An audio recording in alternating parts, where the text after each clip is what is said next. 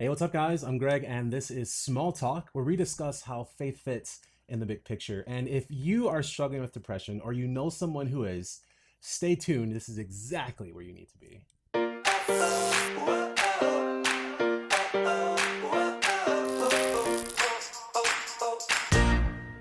So today I'm joined by Tim Gosser.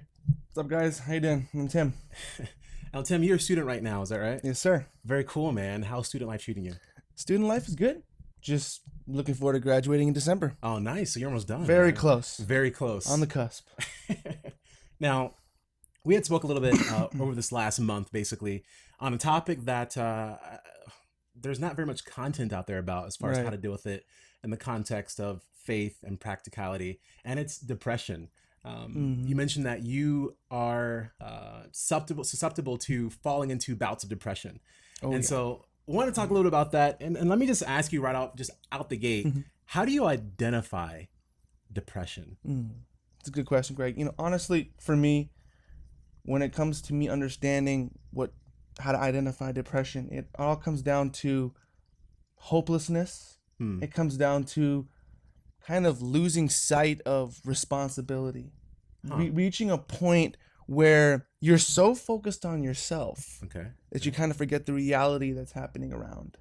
So hopelessness. So maybe you're in your room and you're just thinking life is useless, or what's the thought process? How do you identify the practical, or I guess I should say, what are the symptoms of depression? For me, the symptoms were I'm not getting what I want, so I'm basically gonna mope, stay in my room, hide away from people, Yeah.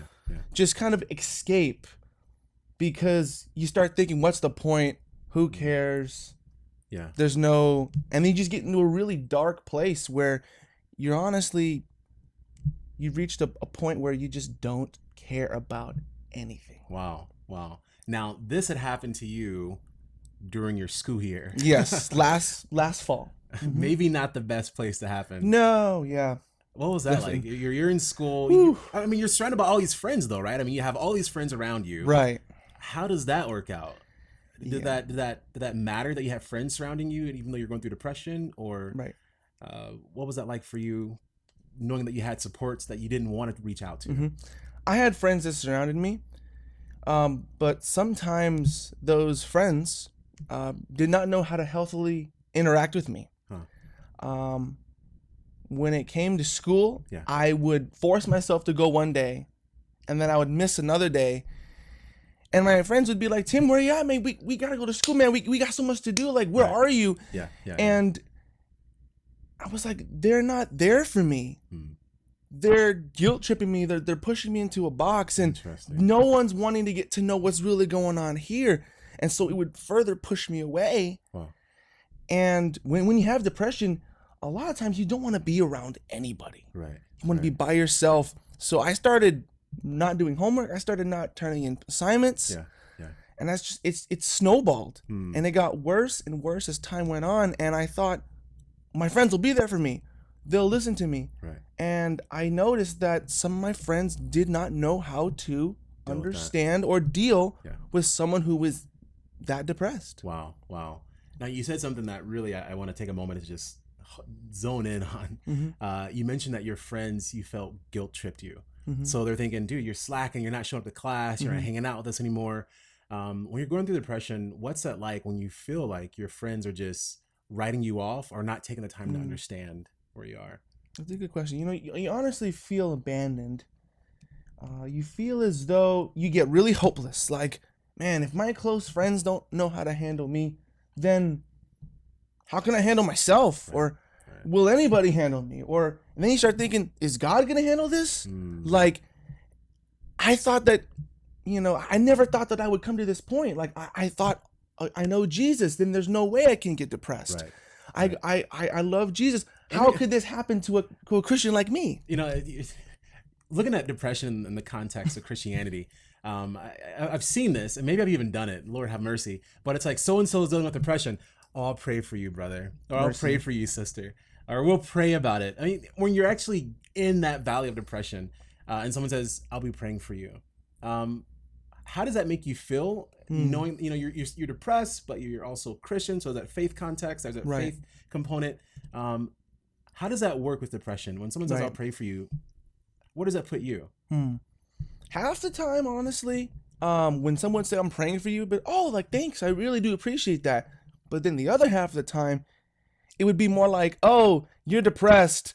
Wall, you, me, handle it yourself. Yeah, yeah, and I yeah, just and that's honestly how I felt. I was like, wow, like, does nobody want to take the time to help me through this? Wow. Does nobody care? Right. Some of my closest friends, they were just like, why can't you just get your life together? Why can't you just push through these emotions? What's wrong with you? What's wrong with you? You're not the same Tim. Right. You're different. You've changed. It's like you're abandoning God. And I'm sitting here like, wow, I'm really being put in a box right now. Wow. Nobody really wants to understand my situation. Yeah. And it's kind of like everybody around you is saying, get over it. Right. Like you're a leper, or like you're annoying, right? Yeah, Like your baggage. So we've identified depression. Basically, you're saying it's a feeling of hopelessness. You're feeling like nothing really matters anymore. I don't care. I've got homework. I don't care. There's assignments. I don't care. Friends want to hang out. I don't care. You're in that box. And we've also talked about how when people are like, oh, I'll pray for you, or bro, where you been? They guilt trip you. It actually almost makes you want to recoil away from them. Yeah. So I want to talk about a little bit then, what are some ways to help someone who is dealing with depression? I want to look at it from both perspectives. Right. As someone who is depressed, what would you want? What do you need? And then as a friend wanting to help someone, how would you help them? So let's start with that. As a friend, what would you offer as advice to someone who wants to reach out to a friend struggling with depression? Okay. If you have a friend struggling with depression and you're like, I'm not a medical doctor, I'm not a clinical psychologist, Right. I'm not a medical professional, what can I do? Yeah. The simplest answer, be there for them. You don't always have to be around them, but it's a matter of saying, how can I be there for you, bro? How can I be there for you? You know, So just ask them flat out, how can I be how there? can I be there? And when that is said, Yeah. I remember walls would be broken down. Mm. For example, there would be days that I would skip class, and my friend Zach would come back, and we say, hey, hey, what's up? And then he knew me so well that the only way to get me out of my room that I was staying in was, let's go throw the football. Let's Ball. Exactly. Let's get your mind off of this. And so what happens? We go outside, Yeah. and in the street, we throw the football for maybe an hour and a half. And Zach knows this, but that right there was one of the most helpful things. Was just, that's what I needed. Someone to not pressure me to get over depression, Right. but to someone to just walk with me, to be there for me, to help me through. And it needs to be something healthy, of course. Right. Yeah. You know, You're so not not everyone has to, play football, obviously, Right. but it's something that Whatever you're that- gonna meet your friend at. Yeah, meet that friend at that level where they want to go hiking, Yeah. watch a movie, just rather. And what about even sitting in silence, right? I mean, even just being there for that Yes. friend helps. I mean, what does that help at all? Sitting in silence. Yes. I mean, just As an extrovert, sanguine, even those individuals appreciate silence. And I remember there were a few times that some of my lady friends, we just sit together and in silence and not really say much. Yeah. And just having someone there. right. Just having someone there, that there is another human being that, wow, they're going to take some of their time to be there for me when I'm in this really bad state of mind. It mattered so much to me. And I know it'll matter a lot to other people as well. And that's really big. I mean, if you've got someone struggling with depression and you're like, I don't know what I'm going to do, I don't know how to approach this person, just go and be with them, right? Just go and talk to them, ask them, what can I do? And if they're just totally, aloof and like, I don't care, I don't know what you could do, just sit with them, sit in silence. Now, let's look at the other side of the coin. As someone who is dealing with depression themselves, perhaps you are dealing with depression, or you know someone who is, and you're thinking, how can I get in their mind? Someone who deals with depression, what are some things that help you come out of it? In your experience, when you've been at that low point, when you've been through the valley and you're just like, I don't care about anything, what helps, or what has helped bring you out of that? It's a good question, Greg. Honestly, what has helped me the most, there was one time that I remember so specifically, and it never leaves my mind. I realized that when you are depressed, or when you are in that low state of mind, when you start thinking of somebody else instead, putting somebody else before yourself, even for a few minutes or so, it really helps. Like, for example, I went to get a Publix sub. Okay. And now, for those of you who don't have Publix, that's a grocery store with an amazing deli. Whew. I'm not even paid to say that. I mean, it's just that good. it's worth it. But go ahead. And so I'm gonna go get a sub, and I pull in, and I see a guy with a cardboard sign saying simply, "I'm hungry." And even though I was depressed and just really in this hopeless state of mind and just really down about life, I looked at him and I said, "I have money that I can spend for him." So I said, "Hey, come in my car, let's get some food and stuff." Ended up telling me about how he and his wife were living in their car, and they were in a very low place, and this was so appreciated. I was wanting to get them, 2 subs, but no, we'll just split one. And but just when he said, I appreciate this so much, a lot of people don't help. You've really made a difference in my life today. I remember driving home, not happy that I had a sub, but realizing that, wow, even though I'm in a really bad place right now, it felt really good to help somebody else who needed it more. Okay. So when you're in that valley, when you're in that low, consider helping someone else. Yes, consider it. Wow. Now, I have to almost play devil's advocate here and ask, when you're in depression, though, do you even care to want to help someone else? You know what I mean? So it's almost like you have to force yourself out of that comfort zone of being down, right? And you're saying there's definitely some benefits to that. Yeah, it's a matter of getting out of that zone, and you're not always going to be able to do that. And honestly, I think for the 3 or 4 months that I was in that depressive state, I think that was probably the only time, honestly, that I really helped somebody else besides myself. But it's a choice. It's a matter of, I am in this place of lowness, but how can I get to something better? And of course that's gonna come with prayer, and with Bible study. And I remember when I was in that low place, I did not want to pray. And it was a long time that I didn't. I did not want to study my Bible because I was angry at God. And now, talk about a little about the anger. I know you want to continue on this thought of being in depression, not wanting to pray, not wanting the self-help. Talk a little on that anger with God. What was the root of that anger towards God? Because I think that's a common denominator as well in depression.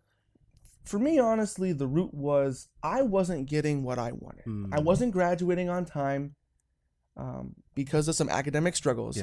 I felt very alone. Lord, no one is giving me attention who is a lady.